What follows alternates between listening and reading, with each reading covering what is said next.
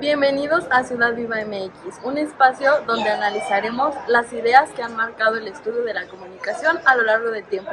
Hoy tendremos el honor de conversar con una destacada académica del área. Nos acompañará la profesora Elizabeth Gómez García, especialista en teorías de la comunicación y apasionadas por el estudio de los autores clásicos que centraron las bases del pensamiento comunicativo.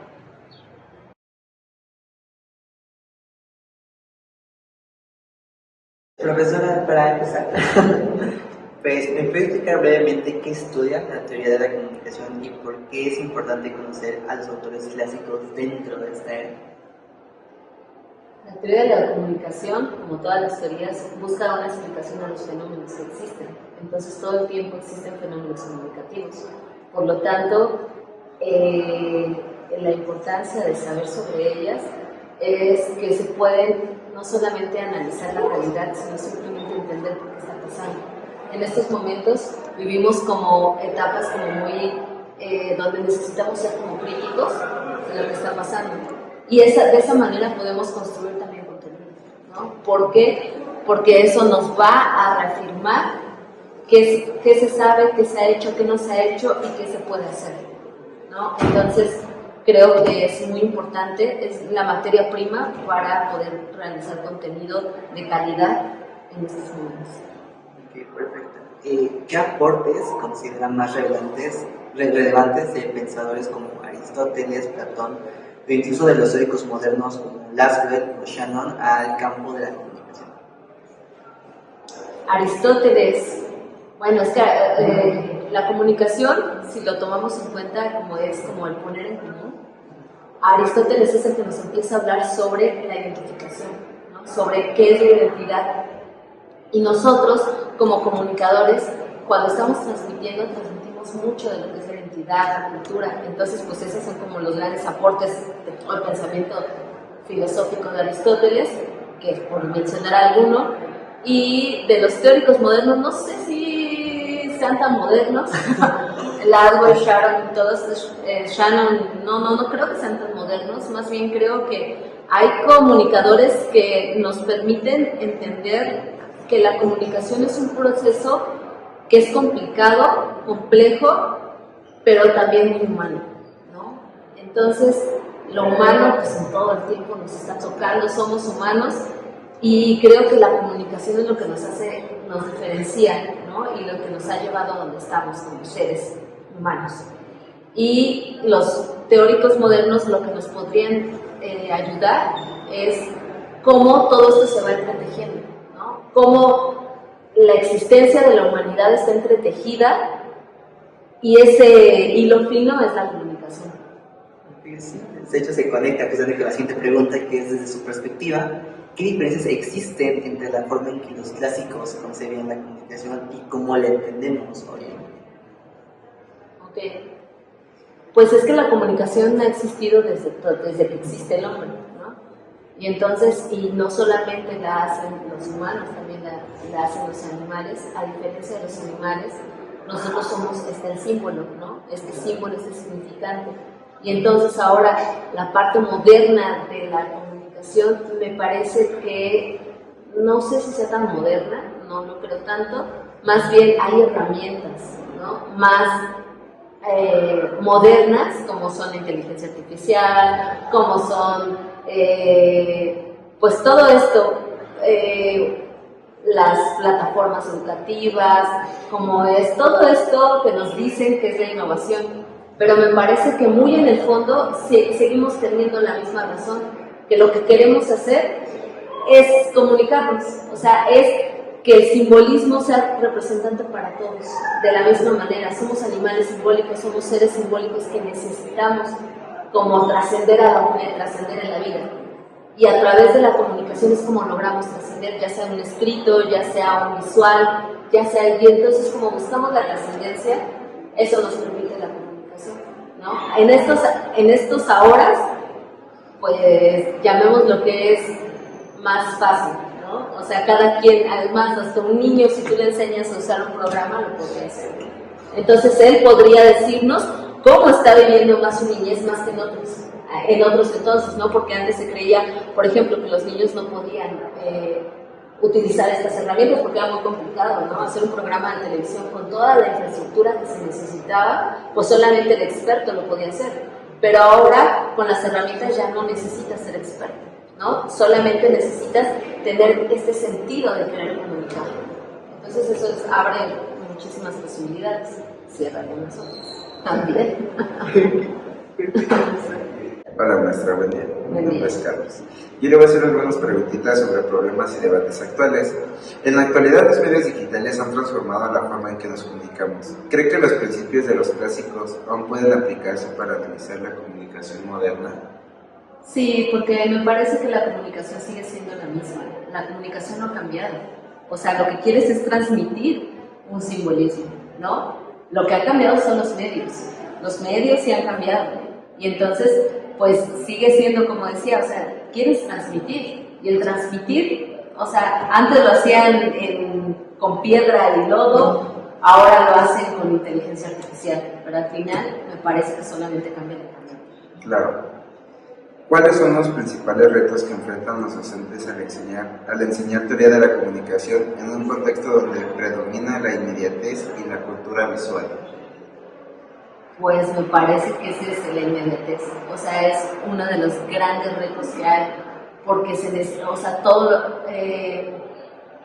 cómo resumir tanto tiempo, o sea, cómo resumir 2000 años de conocimiento en 3 segundos, ¿no? Entonces, eso es como lo más difícil, porque de repente se necesitan ciertas bases, el conocimiento son como escalones, ¿no? Y de repente ya queremos llegar al 10.º escalón, pero no tenemos el 1, entonces, y tampoco es que lo puedas pasar rápido, ¿no? Entonces, me parece que, y la parte visual tal vez es la que nos podría ayudar, ¿no?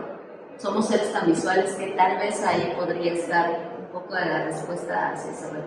Vale, muchas gracias. Yo le voy a hacer preguntas de opinión personal y experiencia personal. La primera es, ¿qué le motivó a especializarse en teorías de la comunicación y en particular en el estudio de los factores clásicos? Siempre me ha gustado muchísimo la comunicación, pero me parece que de repente yo sentía que irme a medios escritos o audiovisuales o todo eso, sentía que me hacía falta algo, o sea, explicar más. O sea, como que de repente digo, sí, está bien, pongo aquí así, pongo rojo porque así dicen, pero ¿y quién lo dice? ¿Por qué lo dicen? ¿Para qué lo dicen? ¿No? Y entonces creo que al estar buscando tantas respuestas, las empecé a encontrar en los teóricos, ¿no? Ellos empezaron a decir por qué esto, por qué el otro, entonces siempre he sido como muy curioso, y eso es lo que me llevó, no solamente a repetir una fórmula de un mensaje, sino más bien a entender por qué se daba de esa manera ese mensaje.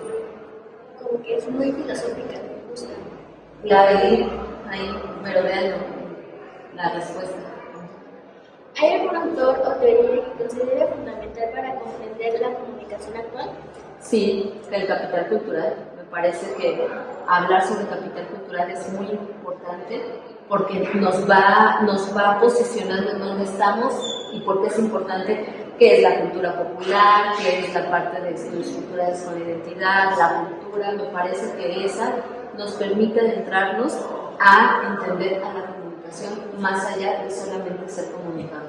Bueno, represento una experiencia de Santiago, le voy a preguntar sobre la infodemia. Base su experiencia como docente, ¿cómo cree que ha afectado la infodemia en el aprendizaje y conocimiento de los estudiantes? Pues me parece que, híjoles, de muchas maneras, principalmente la poca creatividad que se tiene, ¿no? O sea, todo el tiempo queremos como todo lo visual, todo el tiempo queremos como la inmediatez, y a veces es necesario la aburrición, ¿no? Freire decía que la madre de la creatividad era el aburrimiento, y entonces ahora gracias a la infodemia pues ya no nos aburrimos, y si no nos aburrimos pues no hay creatividad, y si no hay creatividad pues es bien difícil encontrar las herramientas que les llamen la atención para decir, ah, claro, esto me podría servir o esto me interesaría. Entonces creo que esa es una de las cosas, nos ha robado un poquito el aburrimiento, y eso también es muy necesario, ¿no? Y también la pausa, ¿no? Entonces eso es lo que me parece que ha tanta información en medios, eso es lo que nos ha dejado. En base a eso, ¿qué herramienta cree que puede desarrollar un estudiante de comunicación para afrontar este problema? ¿Qué herramienta? Híjoles, no sé, tal vez ir explorando su creatividad a través de situaciones que no le gusten. O sea, me parece que cuando nosotros nos enfrentamos a lo que no nos gusta, ahí salen habilidades que no sabíamos que teníamos. Entonces, ponerse en escenarios que les quiten totalmente, o sea, por ejemplo, decir, a mí nunca jamás en la vida yo voy a trabajar con viejitos porque no me gusta, porque son bien aburridos cómo comunicarlo, pues irnos a lo básico, ¿no? ¿Cómo le comunicas algo a alguien que toda su vida ha vivido lento, ¿no? Entonces, ¿cómo lo haces? Creo que ahí está la reto de los estudiantes de comunicación y eso podría ayudar. ¿Podría compartirnos alguna experiencia o reflexión personal que haya tenido al enseñar estos temas a las nuevas generaciones? Ok, híjole, son muchas, pero voy a intentar ser sintética. Ha sido un reto, pero un reto como de esas cosas que a veces dices, hoy no puedo, no se va a lograr, y de repente lo haces y te emocionas mucho porque lo hiciste. Porque darlo a estas generaciones implica pues estar viendo TikTokers, estar entendiendo como a la chaviza, ¿no? Y entonces eso va diciendo, claro, como por aquí. Y entonces eso ha hecho que yo entienda más a las teorías de la comunicación, ¿no? He profundizado más gracias a los estudiantes, he profundizado más. Y lo que más me gusta es que yo en realidad manejé mucho tiempo en la comunicación, pero en pedagogía, digo, ahorita gracias a que estoy repitiendo, observando y reanalizando todas las teorías, entiendo muchísimos de los porqués de las construcciones comunicativas que hay en la pedagogía, ¿no? Entonces, porque en realidad también está en la parte de la pedagogía. Y entonces, pues para mí ha sido como muy bonito dar clases porque me permite decir, no, espérate, es que eso solo tú lo entiendes, o sea, llévalo a donde todos lo podamos entender, ¿no? Y una cosa muy bonita que una vez me dijeron, si tú logras explicarle a un niño de 3 años esa teoría, entonces quiere decir que la lograste entender. Si no lo logras explicar así en 3 segundos a un niño, no la lograste entender. Y entonces eso me ha llevado, ¿no? Y eso es algo de las cosas que más me gusta de la clase. Muchas gracias. Y así concluimos esta entrevista agradeciendo a la profesora Elizabeth Gómez por compartirnos su conocimiento y experiencias.